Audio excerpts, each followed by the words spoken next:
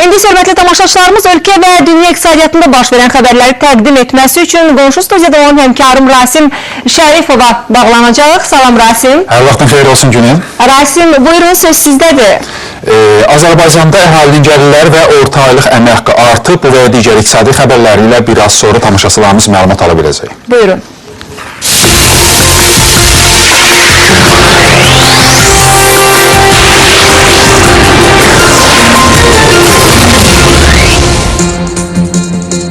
İndi isə daha ətraflı, Azərbaycanın magistral kəmərləri ilə neft və qazın nəqli artıb. Dövlət Statistika Komitəsinin yanvar-may aylarına olan məlumatına əsasən boru xətləri ilə 20 milyon tona yaxın neft daşınıb. Yəni, ötən ilin müvafiq dövrünə nisbətən 9,4% çox. Neftimizin 3/4 hissəsi Bakı, Tbilisi, Ceyhan kəməri ilə ixrac olunub. Magistral kəmərlərlə qaz nəqli isə 11,7% çoxalıb. Komitənin məlumatına görə ötən 5 ay ərzində 9,5 milyard kubmetr qaz nəqli olunub. Nəqlin təqribən 30%-i Bakı, Tbilisi, Erzurum kəməri ilə həyata keçirildi. Dövlət Statistika Komitəsinin digər məlumatına əsasən 2014-cü ilin ilk 5 ay ərzində əhalinin hər nəfərinə düşən gəlirlər 1604 manat təşkil edib. Bu isə bir ay üzrə orta hesabla 321 manat deməkdir. Yəni 3,1% artım olub. Bu dövr ərzində ölkə əhalisi tərəfindən qazanılan 15 milyard manatın 70%-i son istehlaka yönəldilib. Məbləğin 11,5%-i vergi, kredit və sosial sığorta haqlarına, 18% isə yığıma sərf olundu. Azərbaycanda ən çox əmək haqqı alanlar neft sektorunda çalışırlar. Belə ki, iqtisadiyyatın bu sayəsində orta aylıq maaş 1791 manata yaxındır. Qeyri-neft sektorunda isə bu göstərici 403 manat təşkil edir. Özəl bölmədə əmək haqqı 564 manata bərabərdir. Dövlət bölməsində isə maaşlar nisbətən aşağı 352 manat təşkil edir. Ümumilikdə ölkə üzrə mucla çalışanların orta aylıq əmək haqqı 437 manata yaxındır. Rusiyanın Gazprom şirkəti bugündən etibarən Ukraynaya ixrac olunan qaz üçün əvvəlcədən ödəniş rejiminin tətbiqinə başlayıb. Şirkətdən verilən məlumata əsasən Ukraynanın Naftogaz şirkəti davamlı olaraq Rusiya qazının pulunu ödəmədiyi üçün Rusiya tərəfi bu addımı atmağa məcbur olub.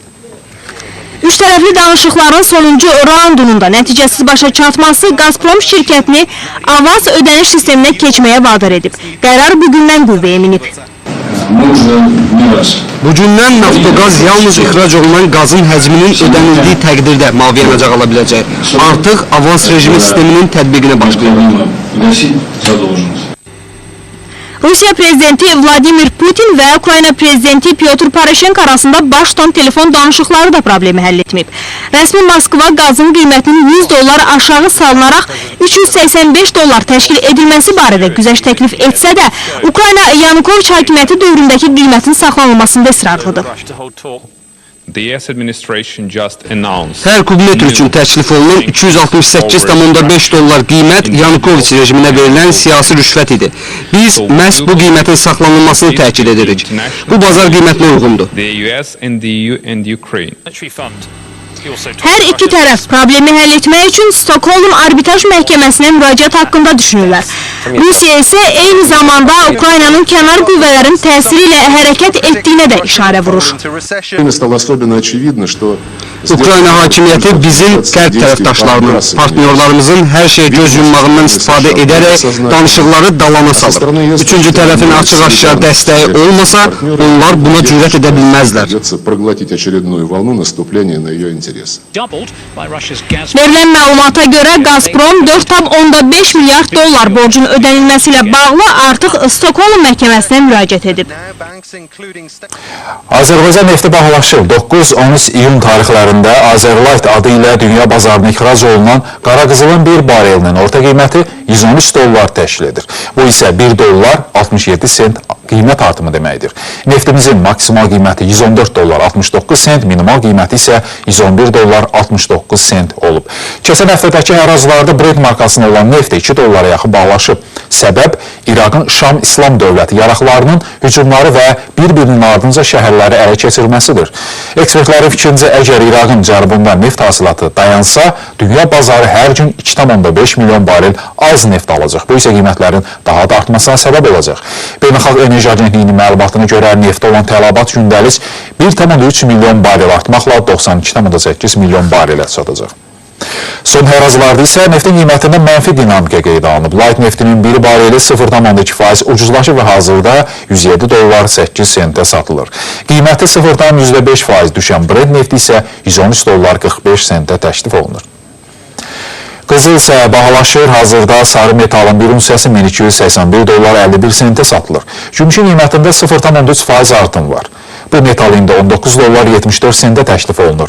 Platinin qiyməti 1434 dollar yüksəlib, palladium ucuzlaşıb, mis və alüminium isə kifayət qədər artıb ediblər. Bu saata Amerikanın aparıcı indekslərində azalma müşahidə olunur. Avropanın fond birjalarında da eniş tendensiyası qeydə alınıb. Almaniyanın DAX-ı 0,3%, Böyük Britaniyanın FTSE 100-ü 0,14% ucuzlaşıb. Dəyəri artan yeganə indeks Nikkei 225-dir. Yaponiyanın bu indeksi isə 0,3% artıb. İndisə valyuta bazarlarına nəzər salaq, avro dolları məzənəsi 1.35-31-ə bərabərdir, dollar yen 101.87-dir, funt sterling dollar 1.69-70-ə mübadilə olunur. Azərbaycan Mərkəz Bankının rəsmi valyuta məzənələri dollar 78 qəpik yarım, avro 1 manat 6 qəpik, Rusiya rublu 2,2 qəpik, Türk lirəsi isə 37 qəpikdir. Ekonomik sayılan vaxt bu qədər, Günel buyur, söz yenidən sənindir. Təşəkkür edirəm, Raif.